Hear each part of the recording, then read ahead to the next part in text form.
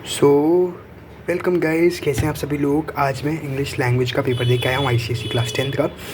तो आप लोग देख सकते हैं कुछ इस तरीके का बोर्ड का पेपर आता है। मैं 2026 का दे के आया हूँ गाइस, और यहाँ पे मैंने एक्सपेक्टेड अपना स्कोर लिख रखा है कि जितने मेरे आ रहे हैं 90। आप बोलोगे इंग्लिश लैंग्वेज में 90 कैसे आ रहे हैं, वो मैं आपको बताने वाला हूँ पूरा का पूरा। सबसे पहले मैं आ जाता हूँ अपने ऐसे पे। तो ऐसे सबसे पहले यहाँ पे बहुत सारे टाइप के ऑप्शंस मिलते हैं, तो मैंने यहाँ पे सेकंड वाला ऑप्शन चूज़ किया था। मैं आपको पढ़वा देता हूँ एक बार। If you could change a one period in your school timetable, which one you choose? Why do you think it's need to be changed with subject or activity? Would you replace it? तो मैंने ये वाला किया था। और बहुत सारे थे जिसको भी और करना था, वो कर सकता था। ठीक है, और एक पिक्चर कॉम्पोजिशन भी आया हुआ है यहाँ पे।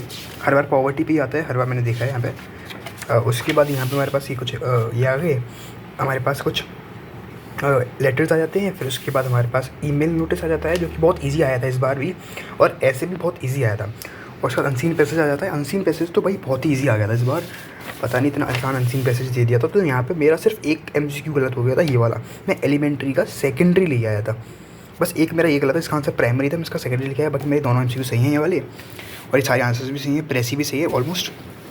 प्रॉब्लम्स भी प्रेसी रफ ड्राफ्ट बना के आया, फेयर ड्राफ्ट बना के आया, तो ऑलमोस्ट मेरी पूरी प्रेसी सही हो जाएगी।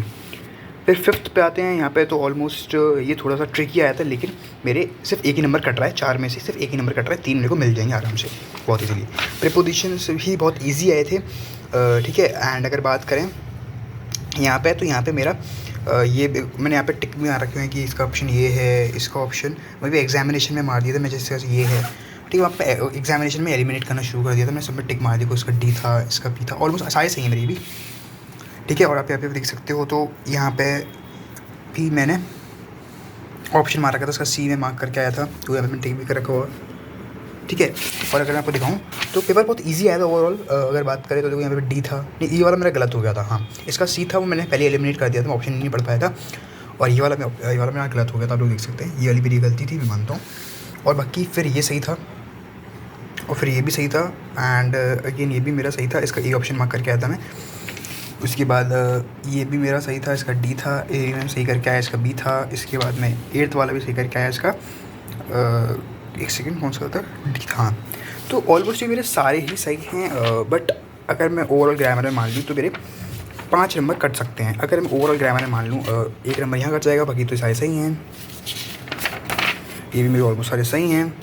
ठीक है, प्रीपोजिशन शायद मेरी गलत हो जाएगी 1 नंबर की, और 1 नंबर मेरा यहाँ कट जाएगा। 3 नंबर अप्रॉक्सीमेटली यहाँ पे मेरे यहाँ पे ले जाएगा ये, और 1 नंबर यहाँ कटेगा, 4। और अगर मैं 4 तो मेरे कट रहे हैं, सिर्फ 4 कट रहे हैं। अगर मैं मान के चल रहा हूँ कि मैं लेटर, ईमेल, नोटिस सब लिख के आया हूँ, इन अ केस अगर कुछ भी 1 नंबर भी, अगर मैं 1% की प्रोबेबिलिटी मान के चलूँ कटेगा, तो ये 90 से कम तो नहीं आएगा। ये 90 से कम तो नहीं आएगा, ये मुझे कन्फर्म्ड है।